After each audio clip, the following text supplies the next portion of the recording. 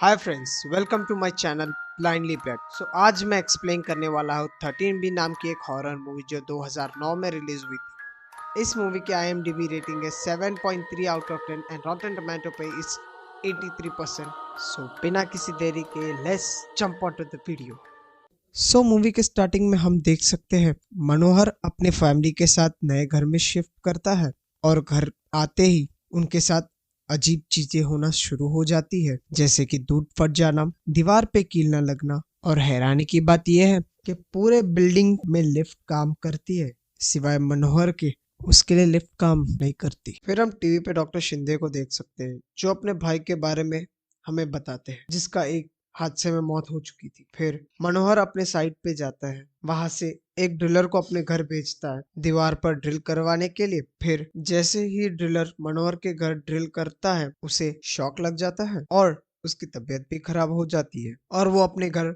चला जाता है। फिर टीवी पर एक सीरियल सब खैरियत नाम का टेलीकास्ट होता है जिसमें मेन कैरेक्टर के भाई को प्रमोशन मिलता है with 10,000 increment in salary a month. फिर सीरियल में वे लोग बात करते हैं कि जहां वो लोग घर का लोन 20 साल में चुकाने वाले थे, वही वो लोग 16 साल के अंदर लोन चुका देंगे। फिर शाम को मनोहर घर आता है तो उसे गुड न्यूज मिलती है कि उसके भाई को प्रमोशन मिल गया with 10,000 increment salary a month. फिर वो लोग बात करते हैं कि जो लोन उन लोगों ने 20 साल में चुकाना था वही वो लोग 15 साल में चुका सकते हैं, और ये चीज हमने टीवी पर भी देखी थी।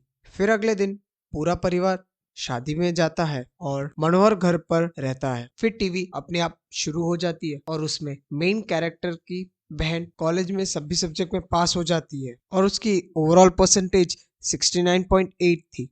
और मनोहर ये सब चीजें नोटिस करता है। फिर मनोहर की बहन आती है और एग्जैक्ट सेम बात कहती है कि वो एग्जाम में पास हो गई और उसे 69.8 परसेंटेज मिले हैं। मनोहर हैरान था कि उसकी बहन जो पढ़ाई में कमजोर थी पास कैसे हुई। इस चीज से मनोहर कंफर्म हो जाता है कि जो घटना टीवी पे चल रही थी वही घटना उसके परिवार के साथ भी हो।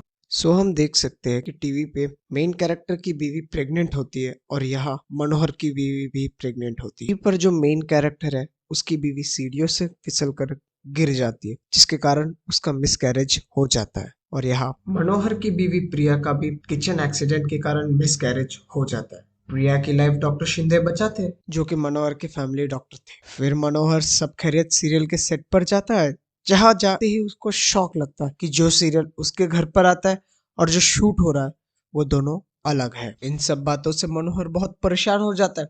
फिर वो अपने दोस्त शिवा से मिलता है जो कि पुलिस ऑफिसर है। फिर शिवा और मनोहर दोनों मनोहर के घर पहुंचते हैं जहां फैमिली मेंबर्स पहले से ही टीवी देख रहे थे। फिर शिवा और मनोहर देखते हैं कि टीवी पर जो मेन कैरेक्टर है उसका दोस्त एक पुलिस ऑफिसर होता है और जिसके घर में गैस सिलेंडर फट जाता है। वो देख के मनोहर हैरान हो जाता है। मनोहर शिवा को लेके शिवा के घर पहुंच जाता है जहां पहले से ही गैस लीक हो रही थी। फिर मनोहर अपने घर वापस आ जाता है जहां उसका नेबर जो कि ब्लाइंड मैन है उसे मिलते हैं। वो अपना डॉग हैरी को ढूंढ रहे होते हैं। फिर मनोहर भाग के गार्डन की तरफ जाता है जहां हैरी कुछ खोद रहा होता है। उस रात मनोहर और उसकी पत्नी प्रिया किचन के अंदर बातचीत कर रहे थे।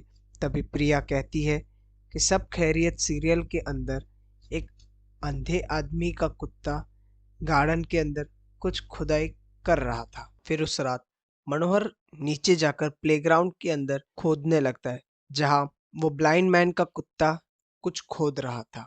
फिर कुछ देर खोदने के बाद मनोहर को वहां से एक बॉक्स मिलता है। उस बॉक्स के अंदर में कुछ ऐसा मिलता है जिसे देख के वो शॉक हो जाता है। यहाँ से सीन शिफ्ट होकर पुलिस स्टेशन के अंदर इंस्पेक्टर शिवा को दिखाया जाता है। फिर मनोहर पुलिस स्टेशन आता है और शिवा से बात करता है और उसे एल्बम दिखाता है जो कल रात उसे बक्से के अंदर एल्बम देख के शिवा भी शॉक हो जाता है। उस एल्बम में सब खैरियत सीरियल के सारे कैरेक्टर्स की फोटो थी जो 30 साल पहले मर चुके थे। फिर मनोहर और शिवा डॉक्टर शिंदे से मिलने जाते हैं जहां बातचीत के दौरान डॉक्टर शिंदे कहते हैं कि भूत एग्जिस्ट करते हैं और उनका कोई अधूरा काम रह गया होता है जिसके कारण वह किसी न किसी मीडियम के द्वारा हमसे कांटेक्ट बनाते हैं। फिर मनोहर और शिवा डॉक्टर शिंदे से मिलकर नीचे पार्किंग में बैठे थे। फिर मनोहर और शिवा एल्बम के अंदर फैमिली फोटो देखते हैं जिसके अंदर सारे किरदार एक साथ थे सिवाय एक के। वो किरदार हमें सीरियल के अंदर दिखाया नहीं गया। फिर मनोहर और शिवा सिटी लाइब्रेरी के अंदर जाते हैं जहां 1977 के सारे आर्टिकल्स में से उन्हें टीवी सीरियल के मेन कैरेक्टर की बहन जो कि एक न्यूज़ एंकर थी उसका आर्टिकल मिलता है, जिसमें हमें पता चलता है कि उसके परिवार के 8 लोगों को बेमौत हथौड़े से मार दिया गया। मनोहर देखता है कि जहां ये हादसा हुआ आज उसी जगह मनोहर का अपार्टमेंट है और जहां ये हादसा हुआ उस घर का नंबर 13B था और मनोहर के अपार्टमेंट का नंबर भी 13B है। फिर हम फ्लैशबैक देख सकते हैं जहां टीवी वाली फैमिली की असली कहानी पता चलती है हमें और उनकी बहन एक न्यूज़ एंकर होती है, इसलिए उन्होंने घर पे एक टीवी लाया था। फिर जो बॉक्स मनोहर को गार्डन में मिला था वो बॉक्स टीवी वाले फैमिली के बच्चों ने गार्डन में छुपाया था और जो एल्बम में से मनोहर को फोटो मिला था उसके अंदर जो नया कैरेक्टर है वो और कोई नहीं अशोक है, जो टीवी सीरियल वाले मेन कैरेक्टर का बड़ा भाई है जो दिमाग से थोड़ा पागल है।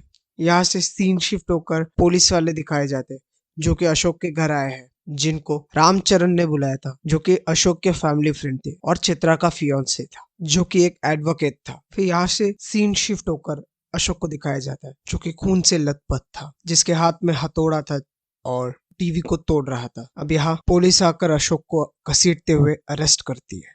फिर पुलिस आसपास के लोगों से पूछताछ करती है। फिर उन्हें पता चलता है कि चित्रा के सगाई वाले दिन कोई चित्रा का आशिक आया था और उसे चित्रा के भाइयों ने भगा दिया था और हमें पता चलता है कि चित्रा के आशिक ने उस रात आत्महत्या कर ली थी। पूछताछ के दौरान एक आदमी कहता है कि ये सब चित्रा के आशिक की आत्मा ने की है जिसने अशोक के शरीर में आके सबकी जान ले ली। फिर सीन शिफ्ट होकर मनोहर और शिवा पे दिखाया जाता है जहां मनोहर कहता है कि इन सारी घटना में सिर्फ एडवोकेट रामचरण ही जिंदा है जिसने कोर्ट में अशोक का केस लड़ा था। और शिवा को पता चलता है 1977 के अंदर जो पुलिस वाला इस केस की इंक्वायरी कर रहा था उसने भी उस घर में रहस्य तरीके से सुसाइड कर लिया। फिर मनोहर और शिवा एडवोकेट रामचरण से मिलने जाते हैं जहां बातचीत के दौरान मनोहर और शिवा को पता चलता है कि अशोक जिंदा है। फिर मनोहर और शिवा अशोक से मिलने असाइलम जाते हैं जहां उन दोनों को पता चलता है कि अशोक को स्पेशल सेल में रखा जाता है जहां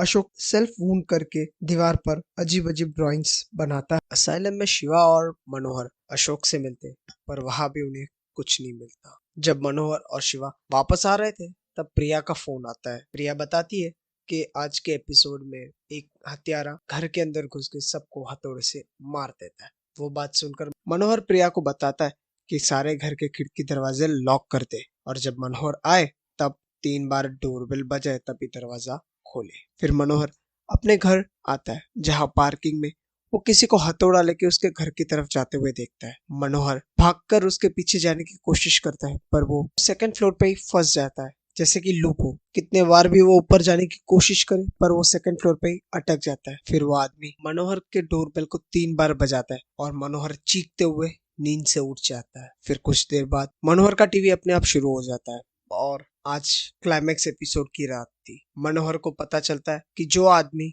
उसके परिवार को मारने वाला था वो और कोई नहीं खुद मनोहर था और घबराते हुए सारी बात डॉक्टर शिंदे को बताता है। फिर डॉक्टर शिंदे और शिवा मनोहर के परिवार को कहीं दूर भेजने की तैयारी करते हैं। फिर शिवा मनोहर को एक रूम में लॉक कर देता है। फिर मनोहर खिड़की के बाहर गार्डन में एक हथौड़े को देख के उसे सारी बातें समझ आ जाती है कि जो हथौड़ा उसके हाथ में था और जो हथौड़ा खूनी के हाथ में था वो दोनों अलग अलग है। अब यहाँ से सीन शिफ्ट होकर रात को बारिश में डॉक्टर शिंदे मनोहर के घर आते हैं और प्रिया को फ्लाइट की टिकट्स देते हैं। प्रिया उन्हें घर के अंदर बुलाती है और प्रिया उनके लिए ब्लैक कॉफी बनाने जाती है। फिर डॉक्टर शिंदे वॉशरूम जाते हैं। वैसे ही बाहर अचानक से टीवी चालू हो जाता है और हमें टीवी पर चित्रा दिखाई जाती है जो कि डॉक्टर शिंदे से लाइव बातें कर रही है। चित्रा टीवी पर बताती है कि 30 साल पहले चित्रा और उसके परिवार में कुल 8 लोगों को हथौड़े से मार के उनकी जान ले ली थी। इस खून का इल्जाम चित्रा के बड़े भाई अशोक पे डाल दिया था जो कि एक मानसिक रोगी था। पुलिस वालों ने चित्रा के भाई अशोक को हिरासत में ले लिया था और उसे मेंटल असाइलम में भेज दिया था। फिर चित्रा बताती है इस खून के पीछे और कोई नहीं डॉक्टर शिंदे है और यहाँ हमें पता चलता है कि इस पूरे प्लानिंग के पीछे असली मास्टरमाइंड और कोई नहीं, डॉक्टर शिंदे है, जिन्होंने 1977 में चित्रा और उसके पूरे परिवार को मार दिया था अपने भाई के सुसाइड का बदला लेने की। और जो पुलिस इंस्पेक्टर इस केस का इन्वेस्टिगेशन कर रहा था, उसे डॉक्टर शिंदे के खिलाफ सबूत मिल गया था। ये बात डॉक्टर शिंदे को पता चल गई थी, तो डॉक्टर शिंदे ने उसको मार दिया था और उसे सुसाइड बताकर उसी घर के अंदर लटका दिया। और ये सब सुनकर डॉक्टर शिंदे पास ही पड़े हथौड़े से टीवी को फोड़ देता है। यह आवाज सुनकर प्रिया और उसका सारा परिवार हॉल में आता है। फिर डॉक्टर शिंदे को मनोहर के परिवार के अंदर अशोक के परिवार का झलक दिखने लगता है। फिर डॉक्टर शिंदे मनोहर के बड़े भाई मोहन के ऊपर जानलेवा हमला करते हथौड़े से।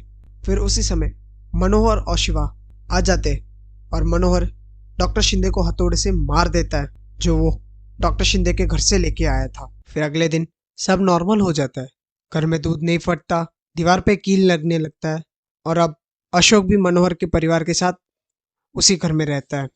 अब मनोहर के लिए भी लिफ्ट काम करती है। मनोहर जब लिफ्ट में होता है तभी डॉक्टर शिंदे का फोन आता है। डॉक्टर शिंदे बोलते हैं नए जमाने के भूत टीवी से नहीं मोबाइल से कम्युनिकेट करते हैं, और यही लिफ्ट नीचे गिर के मनोहर की मौत हो जाती है। सो गाइस, ये था 13B मूवी का एक्सप्लेनेशन। वीडियो अच्छा लगा हो तो लाइक कीजिए, कमेंट कीजिए, शेयर कीजिए और चैनल को सब्सक्राइब कीजिए।